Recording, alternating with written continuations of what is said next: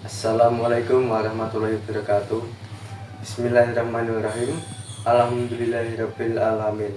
Wabihi nasta'inu ala umuri dunya waddin as-salatu wassalamu asrafil mursalin wa ala alihi wa ashabihi wa ajma'in amma ba'd.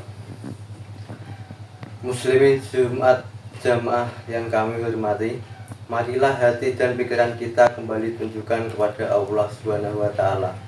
Kita renungi keagungan dan kebesaran sifat, kekuasaan dan rahmat yang selalu diberikan kepada manusia.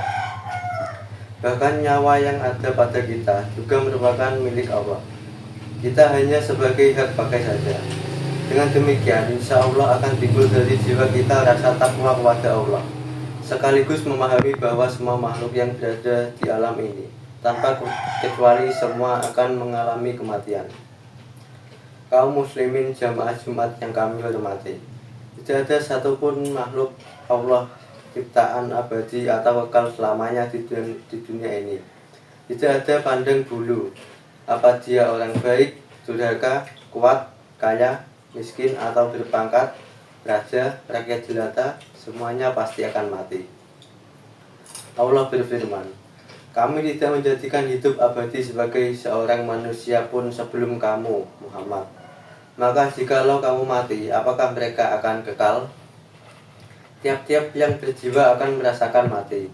Kami akan menguji kamu dengan keburukan dan kebaikan sebagai cobaan yang sebenar-benarnya.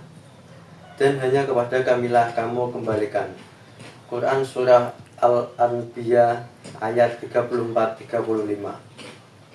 Kaum muslimin Jumat yang kami hormati, Allah telah memberi pemahaman kepada kita semua.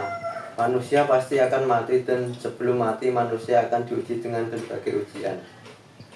Semua ujian itu merupakan suatu membuat kita tidak senang seperti sakit, kemiskinan dan kemajuan. Selain itu juga diuji dengan kebaikan dan kesenangan seperti kekayaan, harta yang banyak dan ilmu yang kita miliki. Maka kita sebagai orang beriman, semua hal itu perlu disadari bahwa kehidupan di dunia ini adalah sementara. Di akhirat kita akan bertemu dengan kehidupan yang sebenarnya lagi kekal abadi dan selamanya. Manusia tidak akan sampai ke akhirat sebelum melalui kematian. Karena itu, kematian merupakan keharusan yang tidak dapat ditolak dengan apapun dan siapapun. Meskipun dia berada di tempat persembunyian atau berada di benteng yang kuat, kematian akan tetap mendatangi. Kaum muslimin jamaah Jumat yang kami hormati, sering pula kita saksikan bagaimana perjalanan seseorang menuju kematiannya. Berbagai macam nampak keadaannya, sedangkan kita yang hidup tidak mengerti dengan yang dia rasakan. Namun kita sebagai orang yang beriman percaya betapa sakitnya cerita orang yang dicabut nyawanya. Marilah kita sejenak buka kembali sejarah kematian Nabi Idris. Nabi Idris, wahai malaikat Israel, lantas apa maksud kedatangan engkau kemari? Adakah engkau ingin mencabut nyawaku?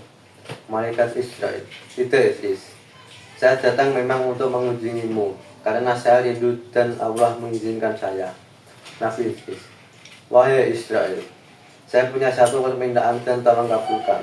Tolong cabut nyawa saya dan minta izin ke Allah untuk mengembalikan nyawa saya. Saya hanya ingin merasakan sakaratul maut yang banyak orang katakan sangat dahsyat. Malaikat Israel, sesungguhnya saya tidaklah mencabut nyawa seorang pun, melainkan hanya dengan izin Allah. Kemudian Allah mengabulkan permintaan sang Nabi, dan malaikat Israel pun mencabut nyawa Nabi Idris saat itu juga. Malaikat Israel menangis melihat sahabat merasakan kesakitan. Setelah mati, Allah menghidupkan kembali Nabi Idris. Setelah hidup kembali, Nabi Idris menangis sejadi-jadinya. Dia tidak bisa membayangkan jika manusia lain mengalami sakaratul maut dengan kedahsyatan yang sama. Bahkan Rasulullah pernah menyebutkan, sakaratul maut itu seperti 300 kali tusukan pedang. Hadis riwayat Ibnu Abu Dunya. Maka sudah seharusnya kita memperbanyak mengingati hari mati, agar kita selalu berhati-hati dalam hidup di permukaan bumi ini. Dan dengan mengingat mati, seorang pasti akan mengakhiri perbuatan maksiatnya kepada Allah, serta lebih giat bertobat menuju ampunannya.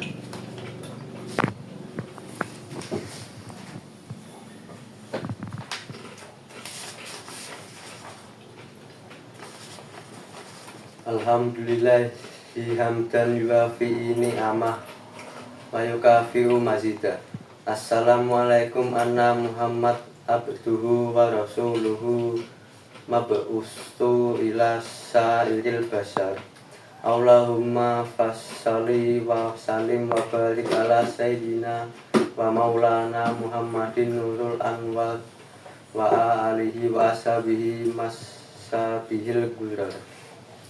Usikum wa iya ayyabikut taqwa waulah faqad fazal muttaqun. Qala Allahu ta'ala fi Qur'anil azim, inna Allah wa malaikatahu yusholluna 'alan nabiyyana Muhammad wa ala alihi wa ashabihi ajma'in. Allahumma ghfir lil muslimina wal muslimat, amin, wal mu'minina wal mu'minat, amin, ahya'i minhum wal amwat, innaka sami'un qaribun muhibud da'wati. Rabbana la tu'azzikna in nasina aw akhtana, Rabbana wa la tahmil alaina isran kama hamaltahu alal ladzi min qablina, Rabbana wa la tuhamilna ma la taqata lana bi, wa'fu anna waghfir lana warhamna anta maulana fasurna alal qaumil kafirina.